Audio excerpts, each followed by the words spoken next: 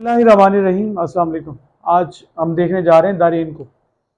हमारी book third जो है पार्ट फर्स्ट की, इंटरमीडिएट पार्ट फर्स्ट की बात कर रहा हूँ। उसका जो हमारी बुक थर्ड का जो सेकंड पार्ट है, उसके दो बेसिकली पार्ट हैं। पहले पार्ट में हमारे पास 3 प्लेज हैं, क्योंकि पाकिस्तानी खुद बहुत बड़े हम ड्रामे हैं, तो इसलिए वहाँ पर 3 सिर्फ प्लेज हैं, क्योंकि हम सब के दिल टूटे हुए हैं, हम बहुत ज़ख्मी दिल हैं, तो इसलिए शायरी है ताकि हम थोड़े से मुंदमिल हो पाएँ हमारे दिल। हमारे पास, क्योंकि हर बच्चा मिडिल पास सभी होती बड़ी मुश्किल से है, सिंग बोतल उसके हाथ में होती है, उसका स्टेटस लगा होता है, दिल मेरा चूर चूर, दिल मेरा ज़ख्मी हो गया, करके ओ फना सानू अगे टुर गई, करके फना सानू अगे टुर गया, सकूं साढ़े दिल ते आरे चलै नहीं। तो इस तरह की सिचुएशंस को मद्देनज़र रखते हुए पंजाब टेक्स्ट बुक बोर्ड ने 20 पॉइंट शामिल की हैं, ताकि टूटे हुए दिलों को थोड़ी तस्कीन पहुँचे। लेकिन उन्होंने एक जुल्म किया कि पहली जो आपकी पोएम है वो दारेन रख दी, जहाँ पे नेचर के मामला, नेचर का लव आ गया, आपकी उम्मीदों से थोड़ा सा उनके ऊपर हल्का सा पानी फेरा गया, समझिए कि बारिश होगी आपकी उम्मीदों के ऊपर। इसमें जो टाइप ऑफ क्वेश्चंस हैं, थोड़ा सा फन था। टाइप ऑफ क्वेश्चंस जो आती हैं हमारे पास, किस तरह के क्वेश्चंस पूछे जाते हैं इस पोर्शन में से, उनमें बच्चों पहला एक्सप्लेनेशन का पोर्शन है। 5 नंबर की हमारे पास एक्सप्लेनेशन आती है। रेफरेंस और कॉन्टेक्स्ट भी पूछता है। रेफरेंस में हम लोग आप पोएम का टाइटल लिखते हैं और पोइट का नाम लिखते होते हैं। कॉन्टेक्स्ट में बेसिकली साको सबाक जिसे आप बोलते हैं, और एक्सप्लेनेशन तशरीह को बोला जाता है। इसके ऊपर अलग से लेक्चर इंशाल्लाह बहुत जल्द आ चुका होगा, बल्कि आ चुका है, अपलोडेड है यूट्यूब पे, आप प्लेलिस्ट में जाके देखेंगे तो आपको मिल जाना है। शॉर्ट क्वेश्चंस आते हैं बच्चों सब्जेक्टिव पोर्शन में। इस पोएम्स के पोर्शन में से एक पूरा अलग से सेगमेंट होता है क्वेश्चन नंबर 4 के नाम से, वो इसी पोर्शन में से आता है।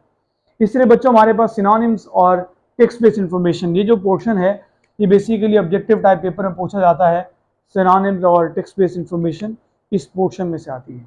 मेरी भरपूर कोशिश रहेगी कि मैं हर वो तमाम तरह के कॉन्सेप्ट जो आप बच्चों के लिए मुश्किल होते हैं या फिर पोएट्री में डिस्कस करना जिनको बहुत ज़रूरी होता है, बाज़ अब आपकी हेल्पिंग बुक्स सनशाइन पाक, हमदर्द पाक, बेदर्द पाक और ये सारी जो पाक हैं वो शायद आपको उससे का जो स्टफ़ है या फिर मटेरियल प्रोवाइड नहीं कर सकती या फिर नहीं करती, और बाज़ दफ़ा आपके जो स्टूडेंट्स हैं और बाज़ दफ़ा मेरे जो दोस्त पढ़ा रहे हैं उनको भी मुश्किल होती है। तो उन दोस्तों के लिए गिफ्ट है, उन बच्चों के लिए गिफ्ट है, इस पोर्शन को, इस लेक्चर को अगर आप गौर से सुनेंगे आपके बहुत सारे कॉन्सेप्ट यहाँ क्लियर होने वाले हैं।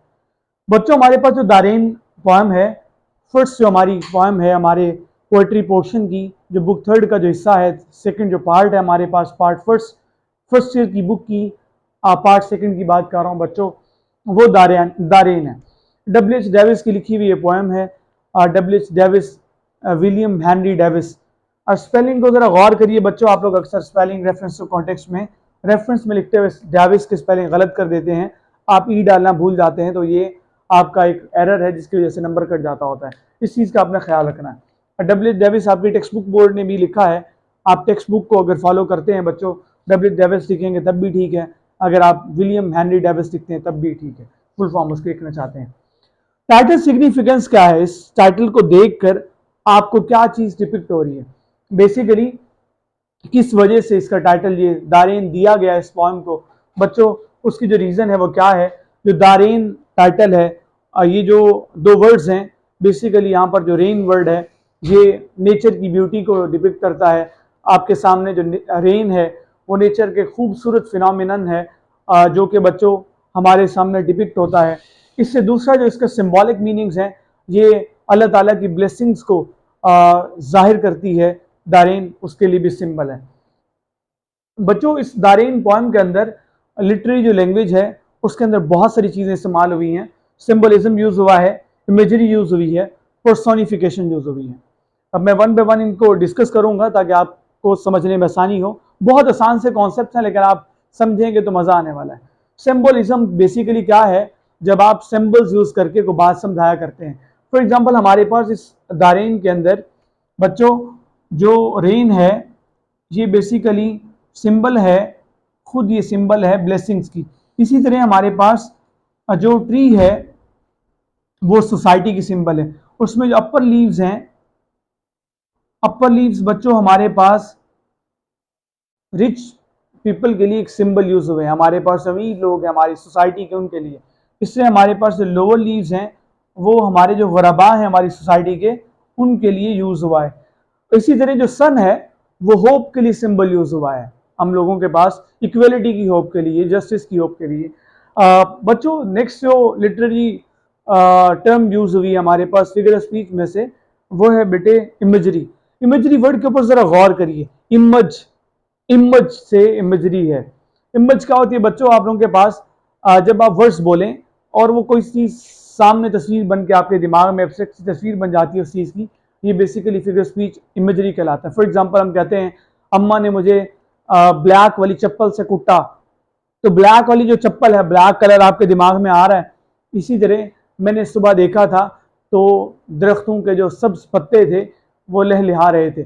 सब्ज पत्ते, सब्ज कलर आपके दिमाग में आ रहा होगा। एक्सीडेंट हुआ रोड पर तो वहां पर एक शख्स जख्मी हुआ, उसके सिर में से खून बह रहा था। खून आप लोगों को नजर आ पा रहा है? तो बच्चों ये इमेजरी है। इसी तरह आपकी 5 सेंसेस को यूज करते हुए इमेजरी को यूज किया जाता है। फॉर एग्जाम्पल, मैंने लीमू खाया, बहुत खट्टा था, खट्टा था। इस तरह मैंने गुलाब जामुन खाए, बहुत मीठे थे। सो इमेजरी क्या है बेसिकली, जब आप वर्ड्स बोलें उसका एक एब्स्ट्रैक्ट इमेज आपके दिमाग में बन जाए, वो फिगर ऑफ स्पीच कहलाता है बच्चों इमेजरी। इसी तरह पर्सोनिफिकेशन, पर्सोनिफिकेशन, पर्सनफिकेशन, पर्सन किसी को गिफ्ट कर देना। फिकेड mean giving, to give something to anyone. शन जब वर्ड आता है तो उसका मतलब प्रोसेस होता है, the process of giving person to anyone. है किसी को बंदा दे देना, नो आप किसी को बंदा उठा के नहीं देते, बल्कि किसी शख्स की, किसी इंसान की जब एट्रीब्यूट्स, जब आप इनएनिमेट चीजों को दे देते हैं, मुर्दा चीजों को दे देते हैं, या फिर उन चीजों को दे सकते हैं जिनके पास सलाहियतें नहीं होती। फॉर एग्जाम्पल यहाँ मैं वर्ड मुर्दा बोलूंगा तो आप लोग सारे बायोलॉजी के स्टूडेंट्स होंगे, साइंसेस के होंगे, आप कहेंगे सर ट्रीज तो जिंदा होते हैं, लिविंग सेल से मिलकर मुश्तमिल होते हैं। इतना भाई साइंस मैंने भी पढ़ रखी है। सो अगर आप जब ह्यूमन बींग्स की या फिर एनिमेट चीजों की खसूसियात इन एनिमेट चीजों को देते हैं, वो जो फिगर स्पीच है बच्चों कहलाता है पर्सोनिफिकेशन। यहां पर पर्सोनिफिकेशन से पहले मैं इमेजरी की बात कर रहा था। इमेजरी क्या यूज हुई है? Green leaves. जब मैं बोलता हूँ ग्रीन लीव्स, तो लीव्स जब मैं बोल रहा हूं तो मेरे दिमाग में, आपके सबके दिमाग में पत्ते नजर आ रहे होंगे, नजर आ रहे हैं? तो नजर आ रहे होंगे बच्चों। पर्सोनिफिकेशन, पर्सोनिफिकेशन क्या यूज हुई है? कहता कि लीव्स वर ड्रिंकिंग रेन। जो पत्ते हैं वो पानी पी रहे थे, which is impossible for leaves to drink water. Scientifically भी पॉसिबल नहीं है। आप कहेंगे स्टोमेटा होते हैं, स्टोमेटा तो होते हैं लीव्स के अंदर, बट वो स्टोमेटा बच्चों आपको पता होना चाहिए कि स्टोमेटा ट्रांसपायरेशन के लिए यूज होते हैं। उल्टा पानी वहां से रफू चक्कर होता है, गैसियस एक्सचेंज के लिए स्टोमेटा होते हैं। सो पानी आपको पता है वो रूट्स का काम है, बॉडी में लेकर जाना, प्लांट्स की बॉडी में लेकर जाना। वो क्या होता है बच्चों? इतना साइंस हमने पढ़ रखी है। सो ये था हमारे पास पर्सोनिफिकेशन। दारेन में जो इंपॉर्टेंट सिनोनिम्स हैं और टेक्स्ट बेस्ड इंफॉर्मेशन है उसको जरा डिस्कस कर लेते हैं। पहले हम टेक्स्ट बेस्ड इंफॉर्मेशन को इसी स्लाइड पे डिस्कस कर लेते हैं। अपर लीव्स किस चीज की सिंबल हैं? रिच लोगों की। और लोअर लीव्स किसकी हैं? गरीबों की। आपके पास जो बच्चों रेन है किस चीज के लिए सिंबल यूज हुई? ब्लेसिंग्स के लिए। इसी तरह बच्चों हमारे पास जो सन है किस चीज की सिंबल है? वो होप की सिंबल है, होप ऑफ इक्वलिटी की। इस तरह बच्चों हमारे पास कौन पानी पी रहा था? तो अपर लीव्स जो है वो पानी पी रहे थे, लीव्स पानी पी रहे थे। और आर्म्स कौन देता है? ड्रॉप आफ्टर ड्रॉप कौन देता है? अपर लीव्स एंड लोअर लीव्स को वो रेन वाटर देते हैं बच्चों, ड्रॉप आफ्टर ड्रॉप। ये सारे टेक्स्ट बेस्ड इंफॉर्मेशन के एमसीक्यूज से। सिनोनिम्स जो इंपॉर्टेंट है उससे नेक्स्ट बोर्ड पे हम लिखते हैं। देखिए इंपॉर्टेंट है इस पॉइंट के बच्चों, वो क्या हैं? सिर्फ 5 हैं। मजे हैं आप लोगों के, इसमें से सिनोनिम सिर्फ 5 हैं। वंडरस, वंडरस का मतलब होता है marvellous, amazing, fabulous, surprising. Beneath, beneath का मतलब बच्चों होता है अंडर, अंडरनीथ। लवली का मतलब होता है ब्यूटीफुल। साइट का मतलब होता है बच्चों स्पेक्टिकल, सीन को बोलते हैं, विस्टा को बोलते हैं।